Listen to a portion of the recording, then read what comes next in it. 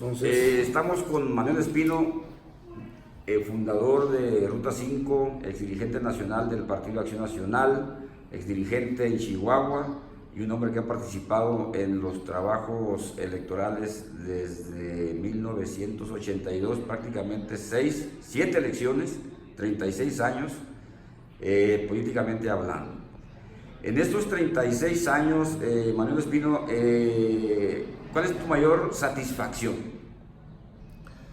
pues la congruencia ideológica, la congruencia política, el honrar los principios que alguna vez abracé para darle sentido a mi vocación de servicio a mi país.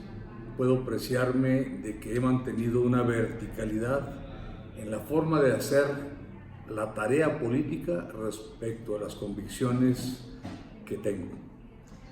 Manuel,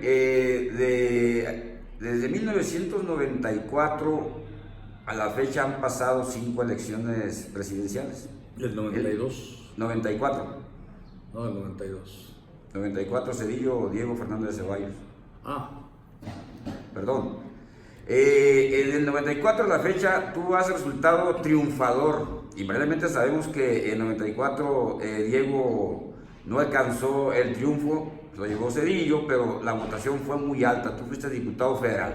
A partir de ahí, tú no te has bajado de la senda del triunfo al día de hoy. Bueno, he tenido la fortuna de participar en proyectos exitosos.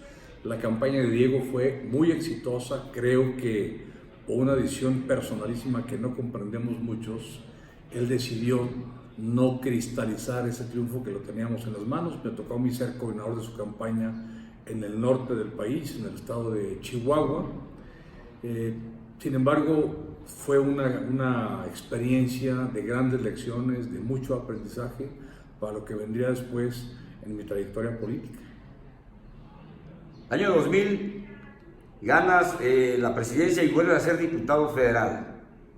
¿Qué te dejó el 2000 como sabor político?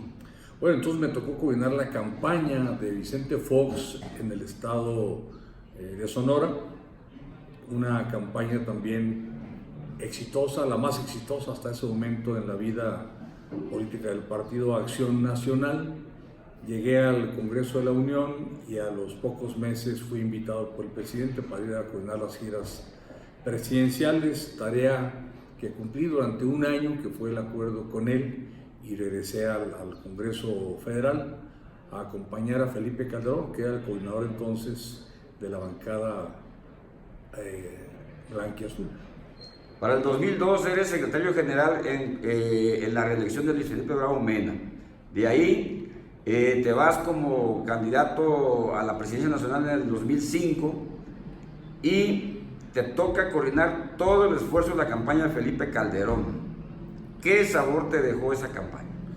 Bueno, siempre es satisfactorio coordinar campañas exitosas. Primero, que ya lo acabas de mencionar, la campaña de la reelección de Luis Felipe Bravo Mena la coordiné yo, la ganamos.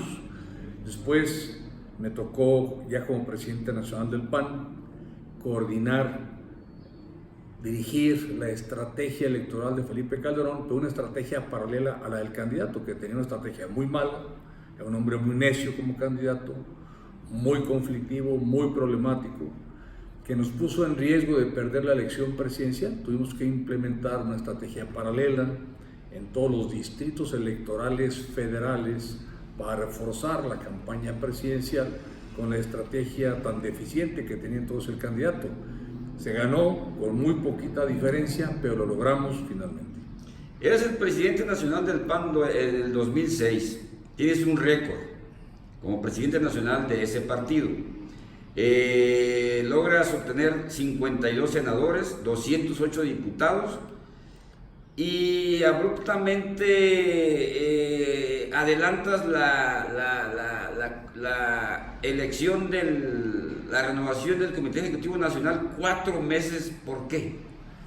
Primero hay que decir que sí fue 2006 un año señero para Acción Nacional. No solamente ganamos por primera vez en la historia mayoría relativa en ambas cámaras del Congreso de la Unión, ganamos mayoría absoluta en la mayoría de los estados de la República. Por primera vez superamos la cifra récord de alcaldes en el país. Por primera vez rebasamos la media nacional de jóvenes en el Congreso de la Unión. Por primera vez logramos la cifra récord de mujeres legisladoras en los estados y también en el Congreso Federal. Por primera vez ganamos la dirigencia internacional de una organización de partidos políticos en América, en el continente americano. Fue un año de muchos primeros logros de acción nacional. Ante esa magnitud de triunfo, el presidente Calderón creyó que yo podría rebasar a quien él pretendía promover para ser su sucesor de manera muy temprana, Juan Camilo Mourinho.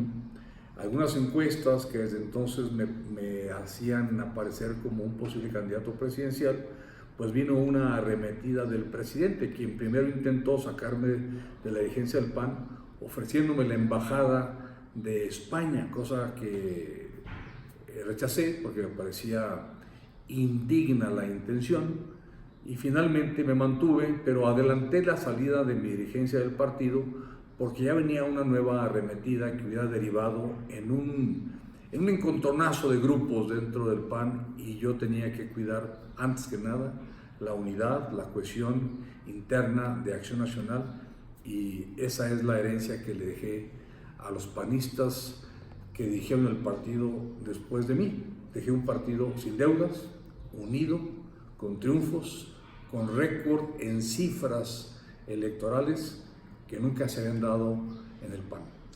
Finalmente, Manuel, hay que decir que has participado en 4 elecciones presidenciales triunfadoras: Fox, Felipe Calderón, Enrique Peña Nieto y hoy 2018 con Andrés Manuel López Obrador.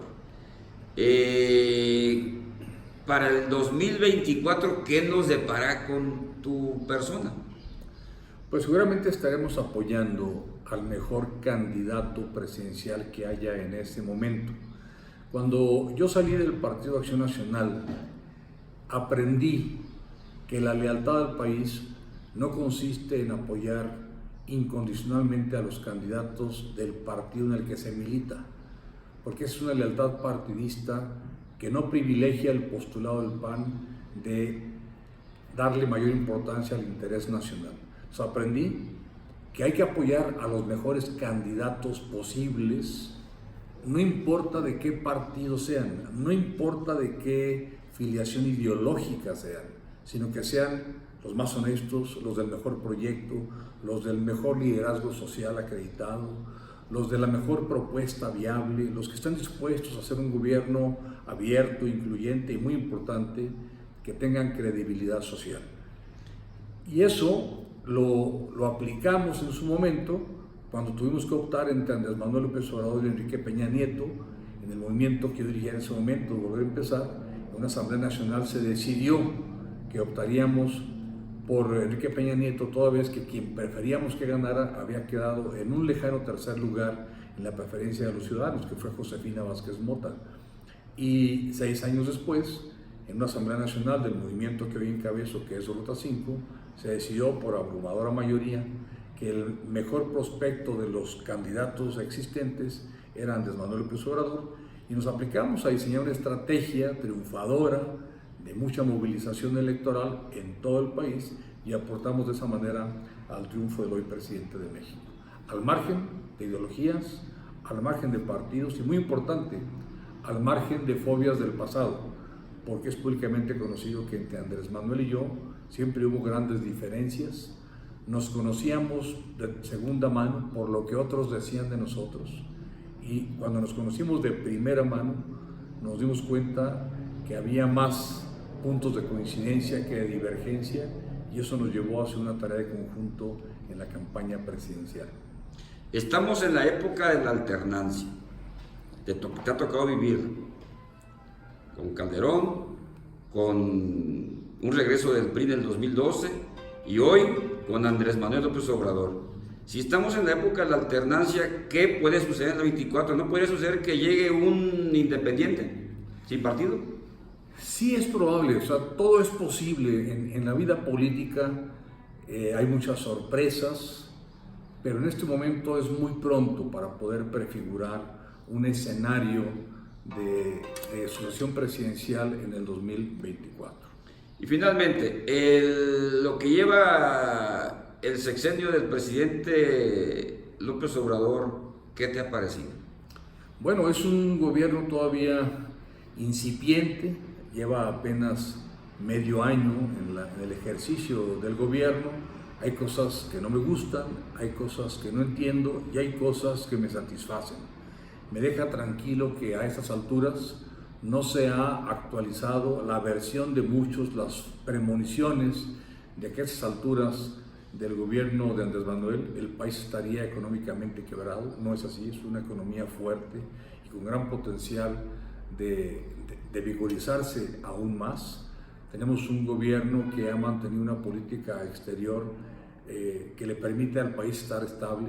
Había quienes advertían que seguramente a estas alturas del gobierno tendríamos un pleito radical con el gobierno de Estados Unidos, y la relación con ese gobierno ha sido mejor que gobiernos recientes en la República Mexicana. De manera que hay cosas muy alentadoras, otras preocupantes y otras que para mí no son comprensibles, pero quiero darle el voto de confianza. Es un presidente que tiene un grandísimo respaldo social, inédito, tiene un liderazgo social que le da una fuerza política que, bien aplicada, creo que puede darle grandes satisfacciones al pueblo de México.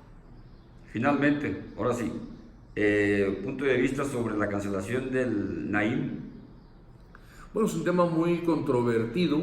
Me parece a mí que el aeropuerto estaba muy bien diseñado, pero muy mal ubicado. Estaba ubicado en un lugar que es de alto peligro para los usuarios de un aeropuerto. Es un aeropuerto o es un lugar que eventualmente se va a inundar. Está en el fondo de un vaso de un lago y no hay solución tecnológica para evitar que eso tarde que temprano se inunde. Creo que la decisión del presidente fue una decisión responsable, poco comprendida, mal explicada, pero muy justificada.